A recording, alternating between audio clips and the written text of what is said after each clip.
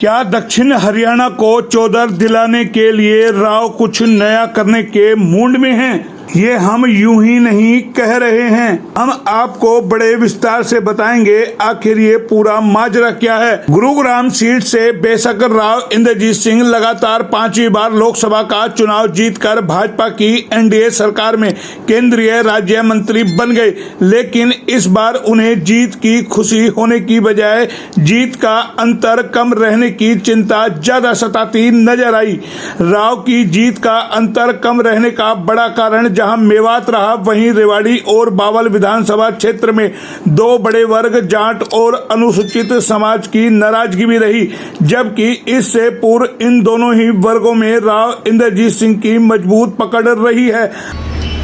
लेकिन कई समुदाय ऐसे थे जो किस वजह से हमारी भारतीय जनता पार्टी की नीतियों से हमारे से अलग हो गए। डॉक्टर साहब आपको पता होगा।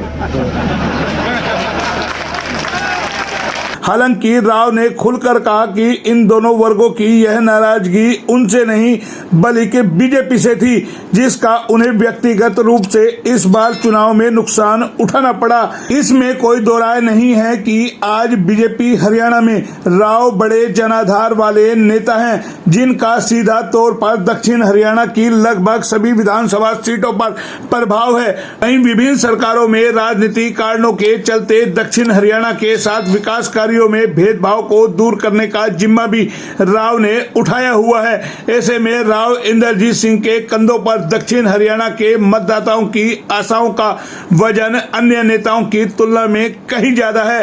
यही वजह रही है कि राव समय समय पर सीएम की कुर्सी पर प्रत्यक्ष अथवा अप्रत्यक्ष रूप से दावेदारी करते आए हैं।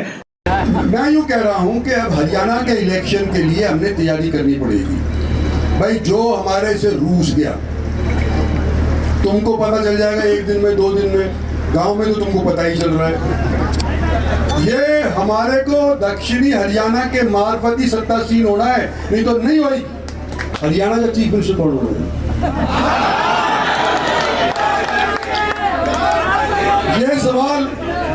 ये सवाल अब हमारे सामने आएगा तो सोचेंगे, विचारेंगे, बात करेंगे, पार्टी से भी करेंगे, पार्टी की टिकट दिलाने की कोशिश करेंगे।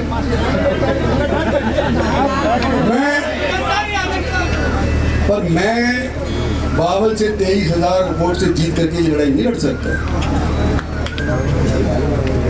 मैं रेवाड़ी से 38,000 वोट से जीत करके लड़ाई नहीं लड़ सकता।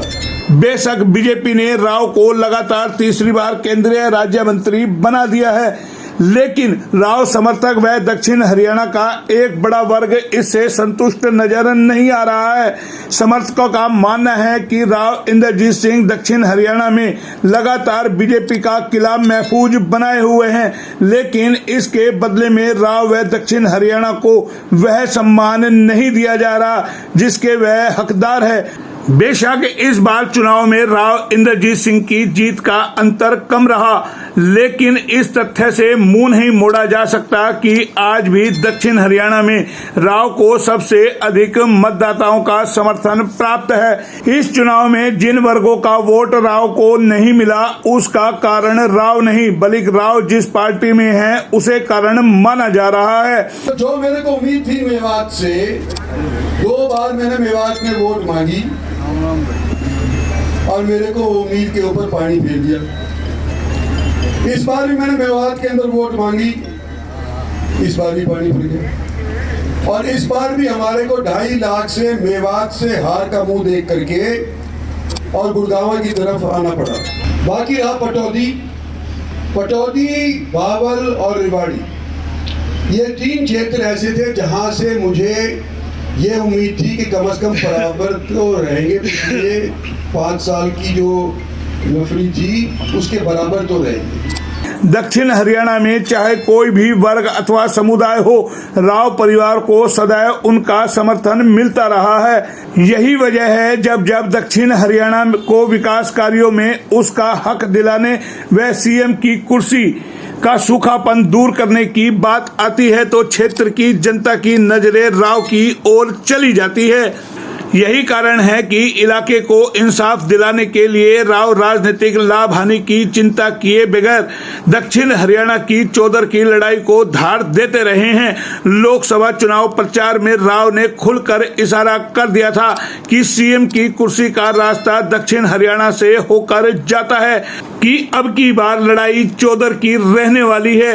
वहीं राव ने अपनी पुत्री आरती राव को भी विधानसभा चुनाव लड़वाने का बयान देकर राजनीतिक गलियारों में इस बात को हवा दे दी है कि क्या राव अब की बार कुछ नया प्रयोग करने के मूड में तो नहीं है।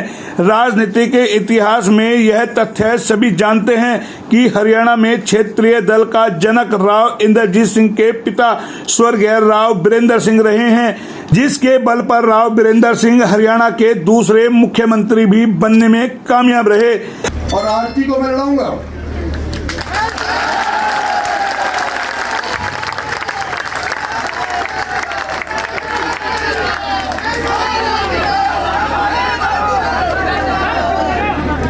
ये खुद भी कह चुकी है, मैं भी कह चुका हूं। मेरे से पूछे बिना कहती पहले तो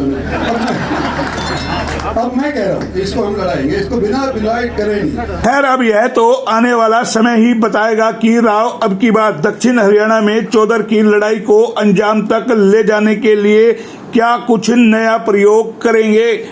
फिलहाल इतना ही, फिर आते हैं किसी नए अपडेट पे। तब तक के लिए नमस्कार।